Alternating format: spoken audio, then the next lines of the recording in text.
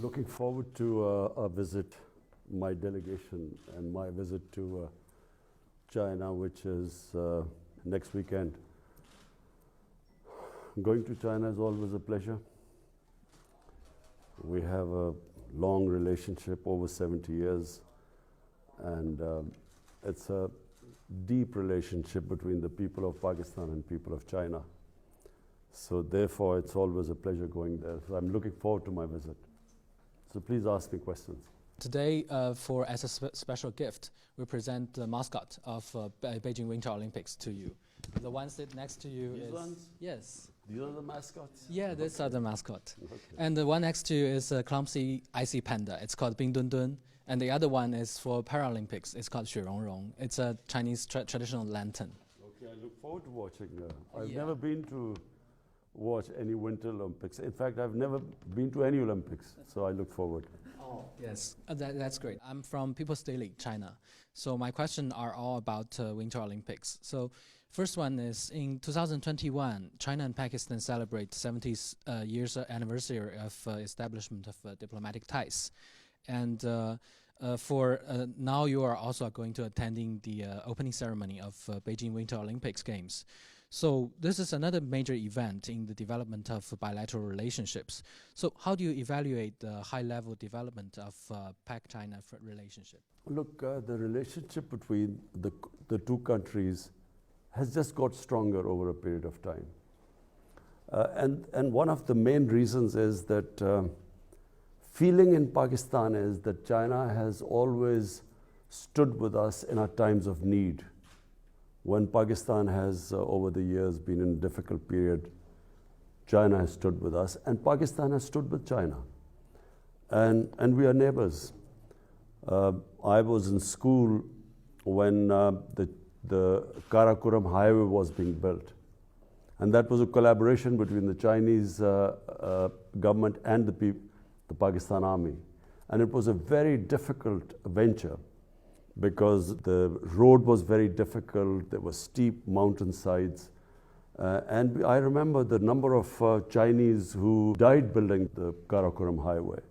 So the relationship is it's a deep relationship. And so over a period of time, it has actually got even stronger. And CPEC, of course, has also linked us, the two countries. We know that sports always plays an important role in uniting people together. And for this Winter Olympics, it's also a very special time because it is the post-pandemic time.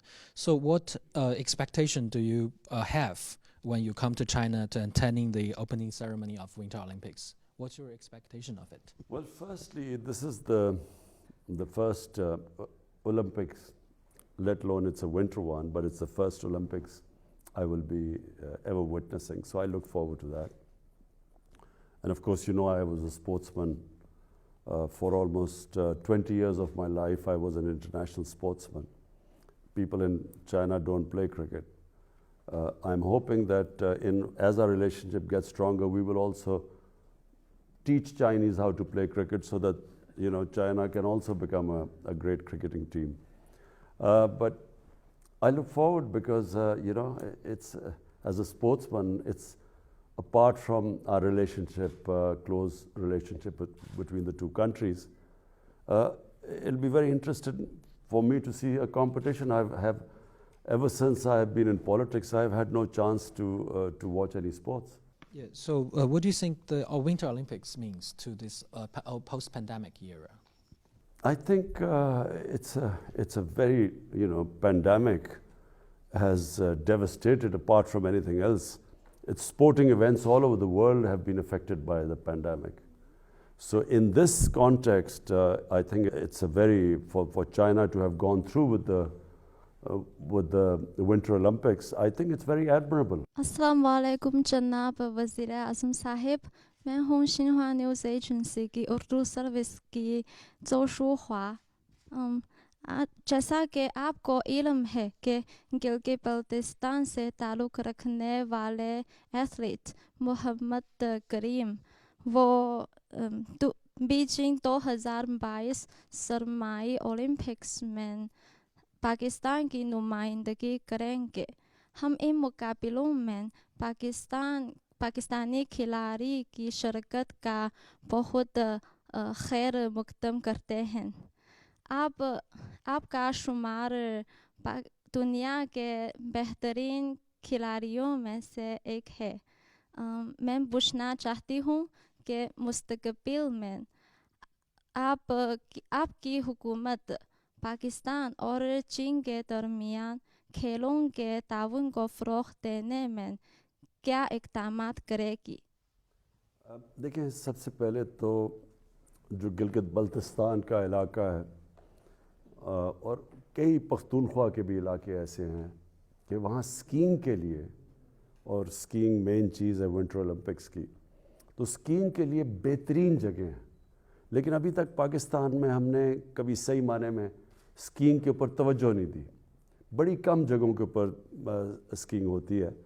تو ہماری کوشش یہ ہے کہ ہم یہ گلگت بلتستان میں خاص طور پہ سکینگ کو ڈیولپ کریں، اور اس کو جب ڈیولپ کریں گے تو ہماری یہ بھی کوشش ہے، کیونکہ چائنا کے اندر زیادہ آگے نکل گئے ہیں، زیادہ توجہ دی جاتی ہے ونٹر سپورٹس کی طرف، تو ہم سوچ رہے ہیں کہ ان سے پھر کولیبوریشن بھی کریں، کیونکہ دوسری طرف خجراب پاس کی دوسری طرف چائنا ہے اور یہ کنیکشن بھی ان سے ہے. تو ہم اس کے اوپر بھی اب سوچ رہے ہیں کہ پاکستان میں پہلے تو ویسے اسکینگ کے اوپر ہم زیادہ توجہ دیں، اور دوسرا ادھر سے کنیکشن گلگت بلتستان اور چائنا کے اندر، ادھر بھی ہم سپورٹس کے اندر آپس میں زیادہ ملاپ کروائیں، زیادہ کوآرڈینیشن کریں.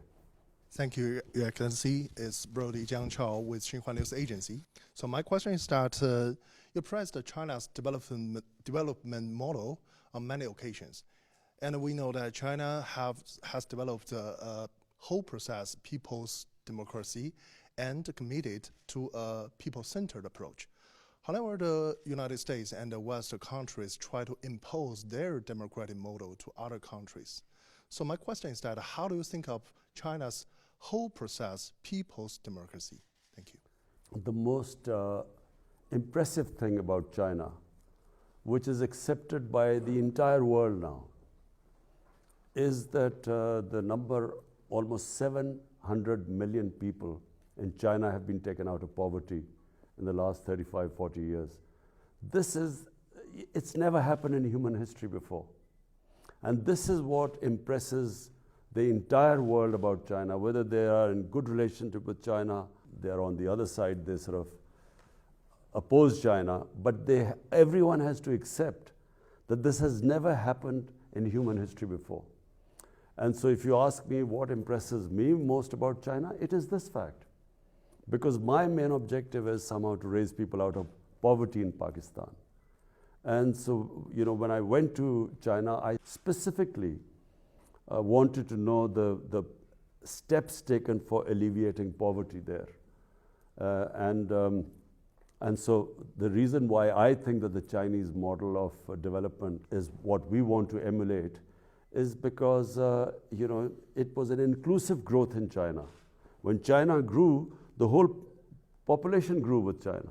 It wasn't, unfortunately, like in a lot of the rest of the world, where the rich get richer and the poor, in fact, get poorer. The gap between the rich and poor gets wider.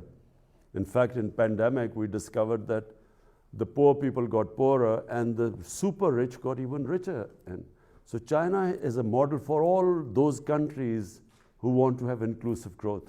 سر، میرا تعلق FM 98 دوستی channel سے ہے. جیسے کہ ہم جانتے ہیں، آپ ہمیشہ کھیلوں اور ورزش کے ذریعے صحت مند طرز زندگی برقرار رکھتے ہیں. اس حوالے سے آپ چینی عوام کو کیا مشورہ دینا چاہیں گے؟ چائنا کے اندر یہ جو ہم نے دیکھا ہے کہ ایک تبدیلی آئی ہے چائنا میں. ایک تو لوگوں کو غربت سے نکالا انہوں نے، لیکن سپورٹس کے اندر چائنا کبھی بھی اتنا آگے نہیں تھا دنیا میں جتنا اب. پچھلی 2-3 اولمپکس میں چائنا کی پرفارمنس بہت امپریسو رہی ہے. تو اس سے واضح ہوتا ہے کہ وہاں بڑی توجہ دی جا رہی ہے اب سپورٹس کی طرف اور فٹنس کی طرف. دوسرا میرا سوال یہ ہے کہ حکومت پاکستان ملک کی ترقیاتی حکمت عملی کو جیو پولیٹکس سے جیو اکنامک کی طرف منتقل کر رہی ہے. पाकिस्तान की तरक्की के लिए चीन पाकिस्तान स्ट्रेटेजिक और इक़्तिसादी ताउन से आपकी क्या तवक्कुआत वाबस्ता हैं? देखिए, चाइना ने गुर्बत कम कैसे की? चाइना ने गुर्बत ऐसे कम की कि उन्होंने अपनी इकॉनमी को ग्रो किया। जो ग्रोथ रेट जैसी जैसी उनकी बढ़ी, तो उन्होंने उस ग्रोथ रेट से लोगों को गुर्बत से निकाला। अगर आपने गुर्बत से लोगों को निकालना है, तो जब तक आपकी इकॉनमी ग्रो नहीं करेगी, वेल्थ क्रिएशन नहीं होगी, तो आपके पास किधर से पैसा आएगा नीचे से लोगों को ऊपर उठाने के लिए? तो चाइना ने यही किया कि उन्होंने अपनी इकॉनमी के ऊपर तवज्जो दी, लेकिन ग्रोथ को फिर जब उनकी दौलत बढ़ी, तो उन्होंने ये नहीं किया कि वो थोड़े से लोगों के पास पैसा चला गया फिर उन्होंने वो नीचे दिया। तो हमारी भी यही कोशिश है कि जब हम जियो इकोनॉमिक्स की बात करते हैं, तो हमारा मकसद ही ये है कि अब ज़ोर हमने देना है अपनी इकॉनमी को बढ़ाने के लिए। और जैसे जैसे यानी इसका ये नहीं मतलब कि सिक्योरिटी के ऊपर हम तवज्जो नहीं दे रहे, लेकिन हम ख़ास तवज्जो जो हमने बदकिस्मती से पहले नहीं दी अपनी इकॉनमी के ऊपर तवज्जो, हमारी अब ख़ास कोशिश है इकॉनमी पे हम ज़ोर लगा रहे हैं, ताकि जैसे जैसे मुल्क के अंदर हमारी दौलत में इजाफा होगा, हम फिर अपने लोगों को गुर्बत से निकालें। I'm Shifu from Economic Daily, and my first question is, now as the new phase of CPEC development focuses on encouraging business and benefiting local people, what is your government going to do to facilitate it? What do you expect for the sustainable development of CPEC, and any expectation for more cooperation on renewable and clean energy? Thank you. You see, the first phase of CPEC was basically connectivity and power generation. Now the CPEC has moved into the next stages where it's about relocation of industry. We want to develop our industrial zones, our special economic zones. Then we want, especially in agriculture, we want help there to improve our productivity. Because in China, the productivity is much higher in agriculture and livestock yields compared to Pakistan. So we want help there too. And then China has grown these drought-resistant cotton varieties, which we have large tracts of lands in Pakistan where this variety of cotton can be grown. So that's where we're going to get help from China. But also it's in technology, information technology. That's another area which is basically the future. Is the technological revolution in the world is the future, and China has made great strides in that, and so we also want to get help from China in that field. Thank you. And my second question is, now some Western countries keep telling lies on so-called Xinjiang issues, but actually many Pakistani people, scholars, journalists, including Ambassador to China, His Excellency Moin Haq, has visited Xinjiang for many times. They saw the place with their own eyes and talked a lot about it. Have you heard of them talking about Xinjiang? And what do you think of lies told by those Western countries? There is a lot of criticism about the treatment of Uyghurs by China in the West. But our ambassador went there, Moinul Haq, who's our ambassador in China. We asked him, and he went there, and he sent us information that this is actually not true on the ground. But what we in Pakistan find it very difficult to swallow is that while they talk about Uyghurs, they do not talk much in the West about Kashmir. Because in Kashmir, the worst violations of human rights are taking place by India. And somehow there is selective silence about human rights in Kashmir, where there's something like 9 million people who are, really basically living in the worst conditions in almost an open prison by these 800,000 Indian troops. So we find it very difficult that while on one side they talk about Xinjiang, but on the other hand there is the silence about Kashmir is deafening for us. And that's these double standard is what we in Pakistan find it difficult. Assalamu alaikum. I'm Chui Ru from CCTV China Media Group. Now my question is, Afghanistan is now facing a serious humanitarian crisis. Do you think that 20 years occupation and irresponsible withdrawal of troops by the U.S. and Western countries are the main reason for the situation in Afghanistan? And how should the international community cooperate on Afghan issue? Look, Afghanistan has suffered for 40 years. And it's always because of outside countries who have made Afghanistan into a battleground. And so for 40 years, people of Afghanistan have suffered. And this is now, after 40 years, there's a chance of peace in Afghanistan. Because actually there is no fighting going on in Afghanistan, and this is, after 4 decades. So what should the international community do? The international community right now should understand that people who have suffered for 40 years, and when the foreign forces have left Afghanistan, they cannot just leave Afghanistan without thinking about the aftermath or how the people of Afghanistan are going to survive from here. Because in 1989, when the Soviets left Afghanistan, so did everyone else, and Afghanistan descended into a civil war. And about almost 200,000 Afghans died. There was chaos in Afghanistan. And from that chaos emerged the Taliban. And now, after 20 years, if everyone abandons Afghanistan, the situation, number one, the people of Afghanistan, and I'm talking about almost 40 million people of Afghanistan, they are going to, you could see the worst humanitarian crisis there. But on top of it, if there is chaos in Afghanistan, then it's possible that the same conditions are created which were created 20 years ago when the US invaded Afghanistan.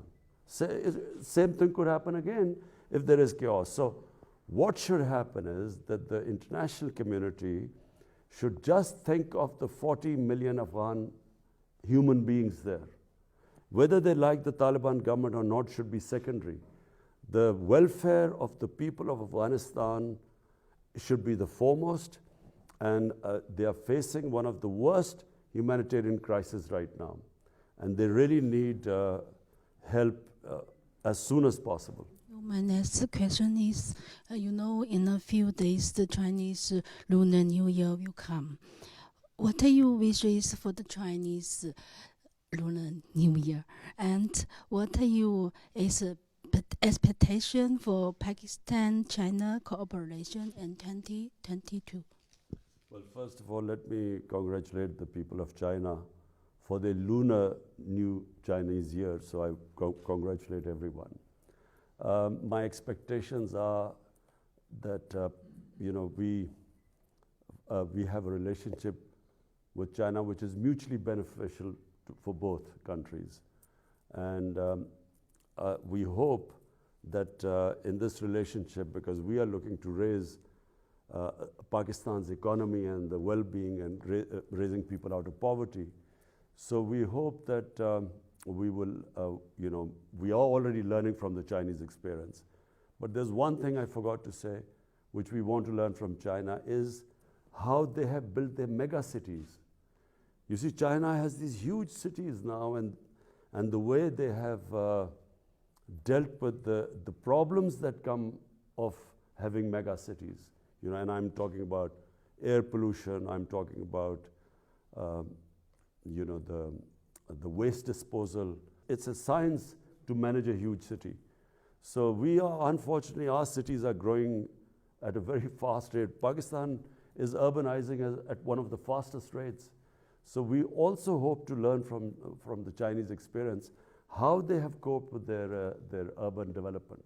Your Excellency, Mr. Prime Minister, as Cui said, our Chinese Lunar New Year of Tiger is coming soon.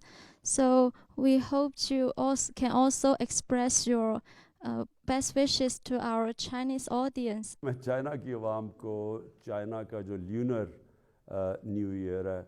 मैं सारी कौम को पाकिस्तानियों की तरफ से मुबारक देता हूँ। शुक्रिया, शुक्रिया। Okay ji, thank you.